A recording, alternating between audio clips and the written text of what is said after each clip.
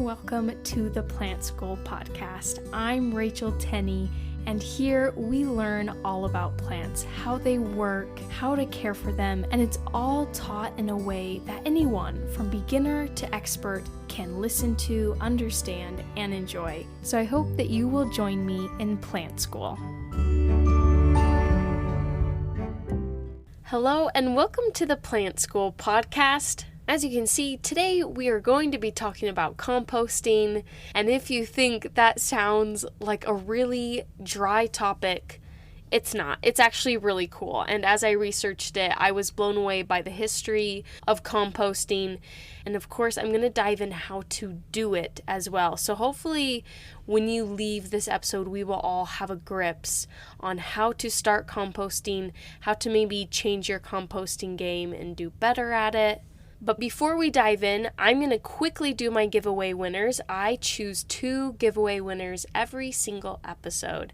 I choose someone who has commented on the most recent episode on Spotify.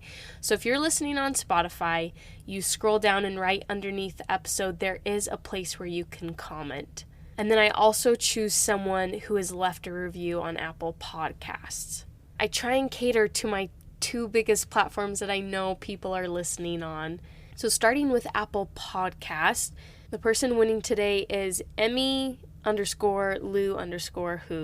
In their review, they said, I just started listening to this podcast and I love it. It's so easy to listen to as a relatively new plant parent. It's easy to understand. I love how thorough she is and explains things so well. Definitely my current favorite podcast. Thank you so much, Emmy. That is so kind. And if that was you that left that review, email me at tenneyplants@gmail.com. That's TENNEY plants@gmail.com. And if you're listening and wanting to enter in the next giveaway and you're wondering what you win this cute package from Market Botany. They sponsor our giveaway winners, and I'm so grateful for them. They send a bottle of Prop Drops, which is like a liquid aid for all your water propagations. I love it.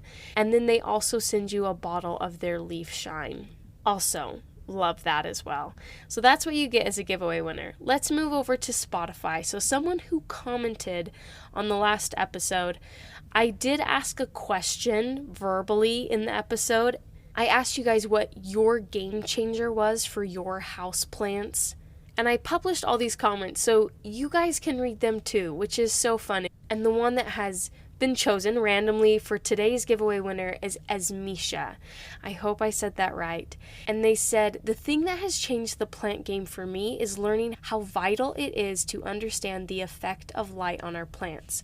Like overwatering could be a light issue. Who knew? And our perception of light is not the same as a plant's perception. Light is so important for so many reasons. That is so true. Lighting is so important and it so often gets overlooked. So if that was you, Esmisha, that left that comment, please email me at tenneyplants@gmail.com and I will get you your giveaway package sent your way from Market Botany. If you want to check out their products, you totally can. Go to marketbotany.com and there's a code that you can use, Plant School Podcast. And if you apply that at your checkout, you will get a discount on whatever it is that you are interested in buying from them. All right, and one last thing, I almost missed this. Before I start going into this episode, for all of you on Spotify that are wanting to comment to enter the giveaway for next episode, go ahead and comment your experience with composting, whether it's I have no experience at all, or I'm getting started, or I've been doing it for years. I just want to hear what your guys' experience has been.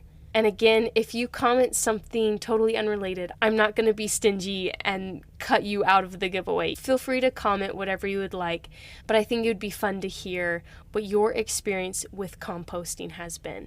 So all you Spotify listeners, you can enter in that way on this episode. And for all my Apple Podcast listeners, you can leave a review and enter in the giveaway that way as well. Okay, now let's dive into today's episode. So, composting. Like I mentioned, I want to get into how to do it, whether you're in an apartment or you have a home. But first, I do kind of want to cover its rich history because it goes back thousands of years, and it has evidence of it being used by nearly every ancient civilization around the world, going up to our modern day. It's like one of the most basic forms of recycling, and it comes with such payoffs for really humanity because we do rely so heavily on farming and food. So let's go back to some ancient civilizations. So composting, it traces back to the Greeks, the Romans, the Egyptians. They would practice organic waste management and using that to enrich their soil, including the use of compost. So for Greeks and Romans, they recognized the value of their compost in agriculture. They would reuse material like animal manure, plant residues, and even the scraps from their kitchen areas, and they would create their own compost piles. And they were known to use layering methods in these composting piles to kind of facilitate decomposition. And we will talk about that a little bit later when I share exactly how to do composting. And then the ancient Egyptians, they were also using composting for the same reasons as the Greeks and Romans to kind of help enhance their soil fertility. They would do this primarily along the Nile River, and they were using very similar methods. They were taking their organic materials like their crop residues, animal manure, and even mud to create this really nutrient-rich compost. And of course, they would take that and replenish their farmland, support their agriculture, which was primarily along that Nile River. And then other cultures throughout the Americas, Africa, Asia, they were also creating their own composting methods, passing them down through the generations. In China, they had very specific layering techniques that they would utilize to help with the air being in your compost, to help get that aeration that you need in composting to let the bacteria do its work. And moving a little bit later past ancient civilizations into like the Middle Ages, they were doing this too. Traditional farmers were using composting, and you would also see it even in the monasteries. And as the Industrial Revolution started to happen, agriculture started to change, we start to see a lot of chemical fertilizers in the Industrial Revolution, which if you've listened to me for a while, I'm not against all chemical fertilizers. I do think they have their place and have been game changers for the booming population that we now have. But I also think composting should hold a spot in that. But the Industrial Revolution kind of pushed composting not all the way to the wayside. Many traditional farmers continue to use it, but it became more so for organic farming and sustainable agricultural enthusiasts. Those who were really into it kept doing it. Chemical fertilizers just seem to slow it down for the majority of farmers. And then today, in the 20th and 21st century, there has actually been this resurgence of interest in composting. And this is because we have a lot of environmental concerns that we have recognized. We realize that composting can really benefit our soil, and it's recycling all that wasted material back into the environment. We've realized chemical fertilizers can't do everything for us. So today we have governments, we have organizations and individuals promoting composting because it is a very sustainable practice and because, like I said, it reduces waste and it improves our soil. So that was just kind of a fun little brief overview of the history of composting. I find it fascinating that it has been used for years, and for some reason, we think we can go without it. But if we can learn anything from history, we can see that it is probably a practice that should stick around because of its benefits. So today you can compost even on a small scale, whether it's in your home or it's in your yard or on your farm if you happen to have a farm, up to large-scale industrial composting facilities. Those are a thing. And today it plays a huge role in organic farming, in urban agriculture, in waste management initiatives that are really aimed at reducing organic waste. Composting is brilliant at this. It takes them away from those landfills, and it can really help mitigate environmental impacts. And I want to just touch on that. I wrote down a ton of interesting statistics on composting and just human waste in general. Not human waste as in our literal fecal matter. I'm talking about human waste is like the things we throw away. So I just want to put this into like a fun perspective before diving in how to compost. So 30 to 40% of our food supply chain becomes food waste. It is not eaten, it is not used, it is thrown into garbage bins and ends up in landfills. And maybe unsurprisingly, the leader of food waste, this country, you can probably guess who it is. It is the United States of America. We are the leader in food waste, unfortunately, and it's estimated that each American, about 325 pounds of food waste is created per person, and that is per year. There's a lot of people that live in the United States, so that is a massive amount. Food waste is actually the single largest component taking up space in U.S. landfills. It takes up about 22% of landfills. It's just food that we didn't use, we didn't eat, it went bad, we threw it away. And the value of all of that food waste, to kind of put a monetary number on it, it's $218 billion. And it makes up about 130 billion meals that are wasted. All right, and let's keep going. I have some more stats. I don't know about you, but these are kind of hard for me to read because it's just kind of embarrassing, kind of sad. And some of this, I'm like, okay, food waste is to be expected. Like, we don't live in a perfect world. But this seems really excessive. So let's talk about the leading cause. What is the reason behind all of this? So the lead cause is just spoilage, because people misunderstand expiration and sell-by dates. So even though the food is fine, it's consumable, people misunderstand, they don't want to risk it, and they chuck it out. And I understand that in part.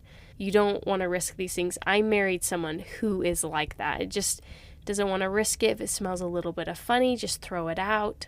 I very much grew up in a family where you eat it. If it has a little mold, you pick it off and you eat it.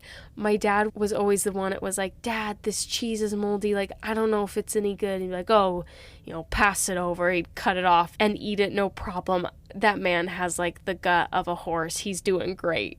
But for a lot of people, that can be scary and they would rather just throw it away. And that is the leading cause of food waste in the United States. And I'm sure it's also the leading cause in other countries as well.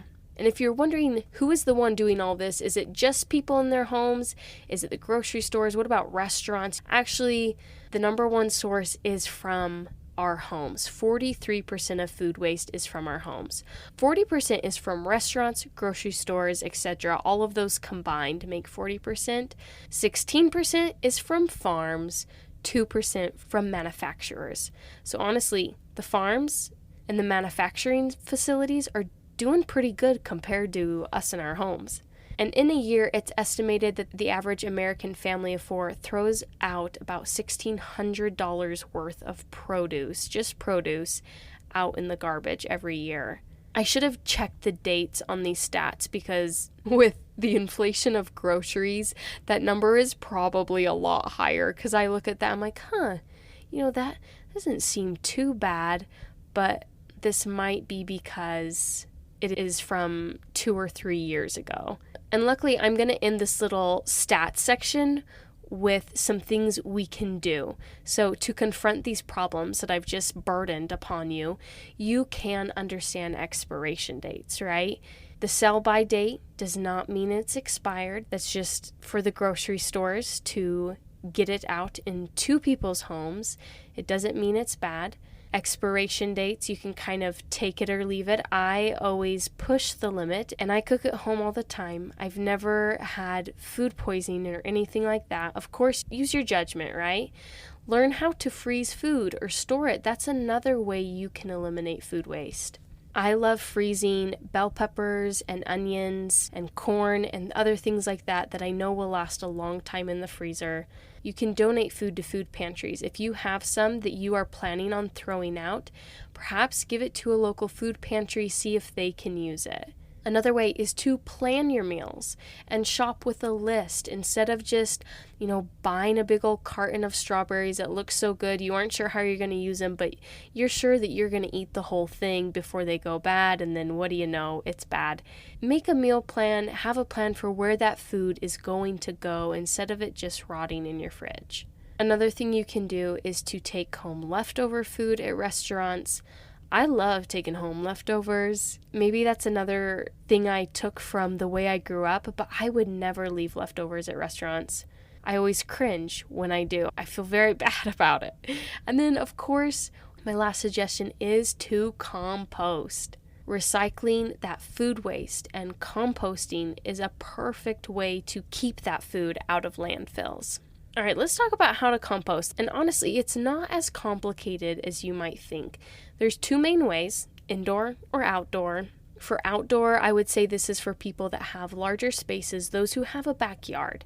And you can be collecting it in a bin or be putting it into a pile in your backyard, or you can use a tumbler. I'm sure you guys have seen them, but they're like big, round plastic cylindrical containers that you can literally crank and move around. They're up on a metal stand in your yard and you can just crank them around. You do need an area that does have good drainage if you're doing the pile method, that has partial sun, it's easy to get to. So I know for everyone, that's not always an option. So for those doing it indoors, like in apartments or things like that, there is a process called vermicomposting where you use worms. I'm just imagining someone with a tub of worms and dirt, and they're like, oh, what's that? Oh, it's just my worm box, and that's where I put my food waste. I'm just not sure how much of a vibe that is for everyone. Maybe some people, but definitely not everybody. There's also bokashi bins, where it's just a place where you are collecting your food waste. They're usually sealed up, so you cannot smell them. You just open them when you have food waste, stick it in, and close it back up. And sometimes this food waste that you are collecting in a bokashi bin, it is collected by the area, or there are drop-off areas that you can place your food waste in to be reused, or you can be taking it to local gardens. They often have programs where they do have a composting system, or you can look up other programs in your area that work with composting. I know when I visited my sister this past summer, she's living in England, in the UK, and they were required to put their food waste in a sort of bokashi bin. If they found food waste in your garbages, you would be heavily fined for it. So it was like a big no-no. All food waste went into this bin, and it went into a special garbage can, and it was collected once a week or once every other week, something like that, and that food waste was then recycled. But it was like this very strict system, and unfortunately, I have never seen that in the US, but I have spent a majority of my life in the state of Utah.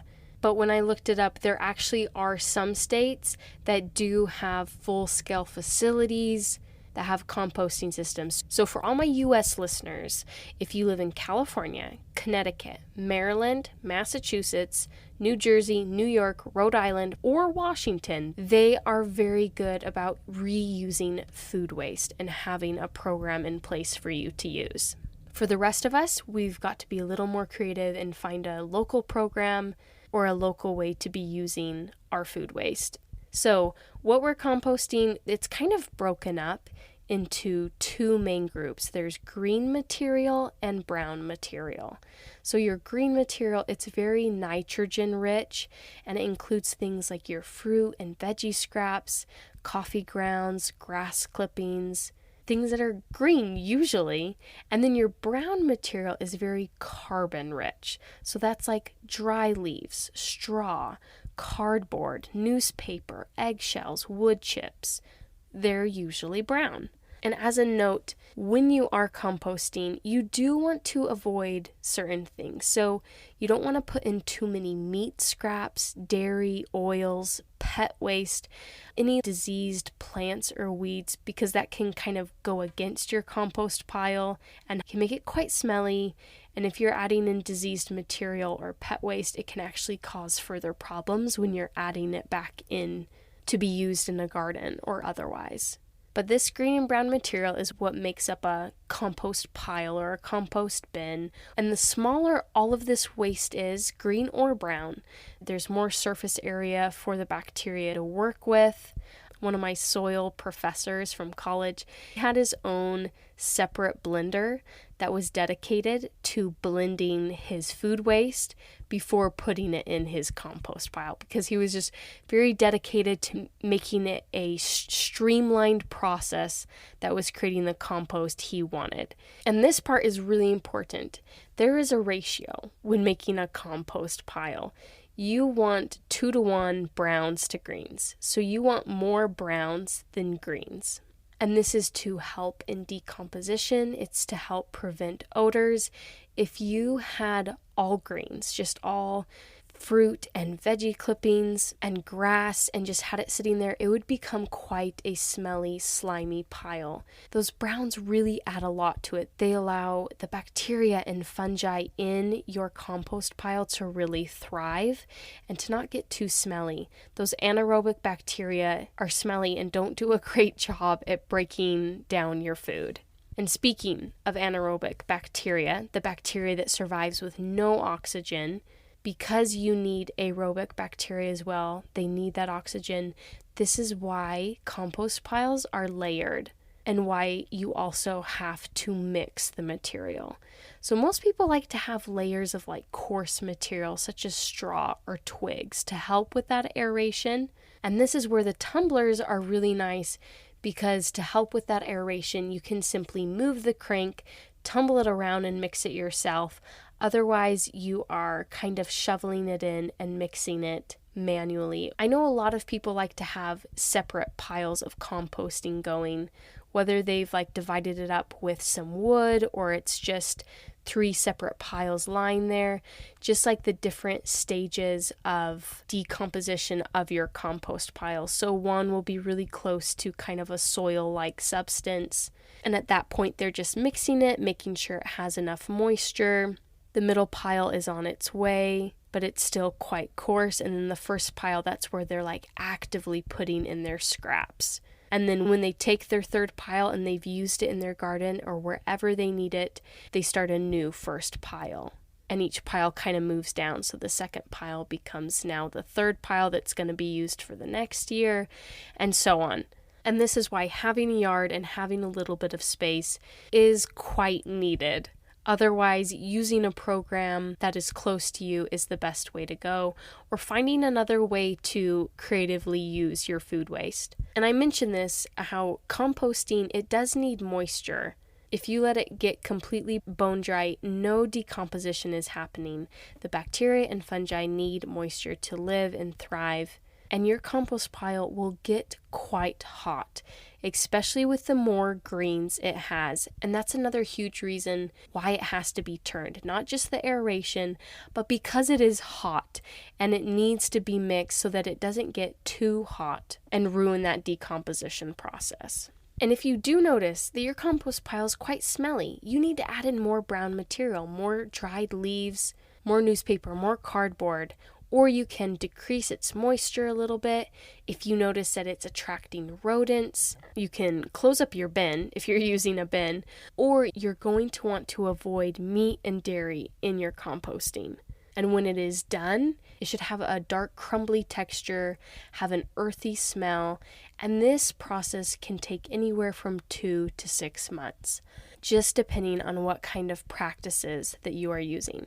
And when it's done, when you have that product, you can use it in your yard, and it will boost the soil fertility, the soil structure, how well your soil holds together, and how well it can retain water. It can be added to your lawn as a top dressing. It can be added as a mulch around your planting beds, or of course in your garden beds, and it can be shared with neighbors or whoever is in need of compost.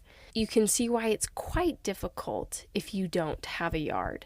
And this is where I do just want to touch on one last thing, on one last piece of composting that's quite new. It's kind of fun, and I've personally used it. So there are these electric bins that help break down food waste to be recycled. I'm sure some of you may have seen ads for them.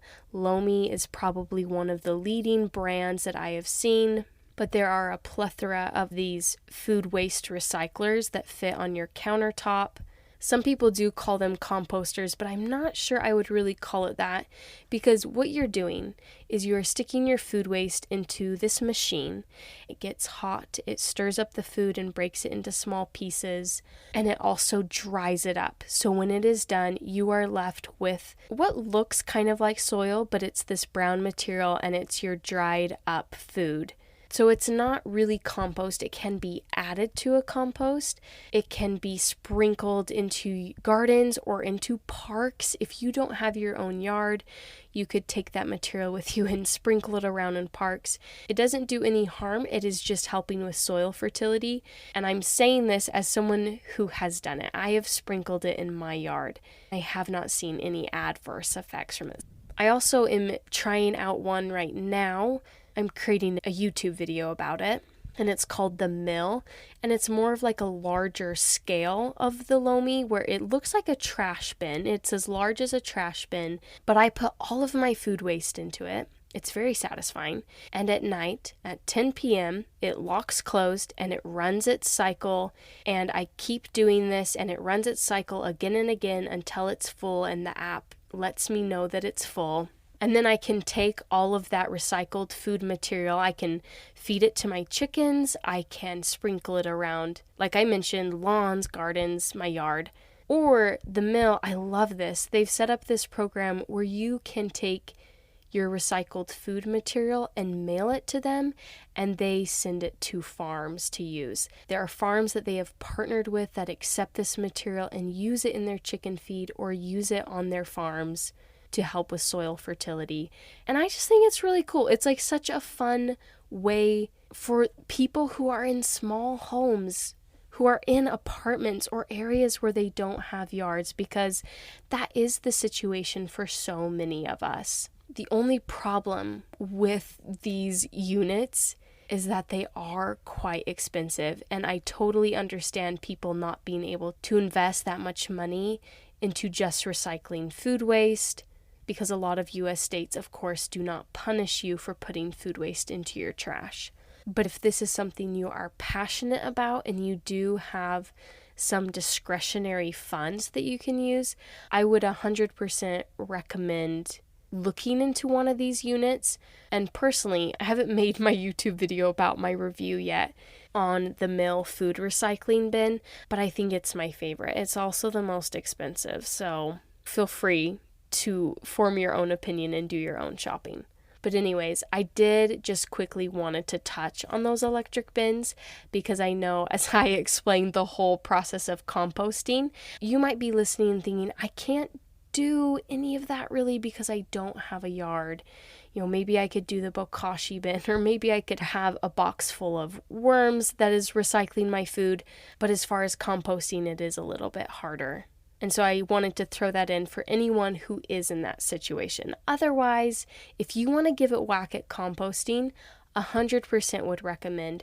As I talked about, our food waste is such a problem, especially in the United States, and composting does make a huge difference. And it makes a huge difference for your yard, for your piece of land that you may own or live on. All right, well, I hope that this was a fun, enlightening episode. I hope you learned something new, and I hope perhaps it inspired maybe some of you to look into composting, maybe try it out, or maybe it's just going to improve your practices that you're already doing. All in all, I hope this episode was helpful to you, and thank you so much for being here and listening.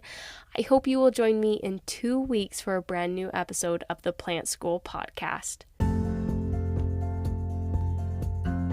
Thank you so much for being here and for listening to the Plant School podcast. I hope that you will join me for our next episode. And if you would like to support this podcast and keep it going, there's a link down in the show notes of this episode where you can donate to this podcast. And I really appreciate all that help.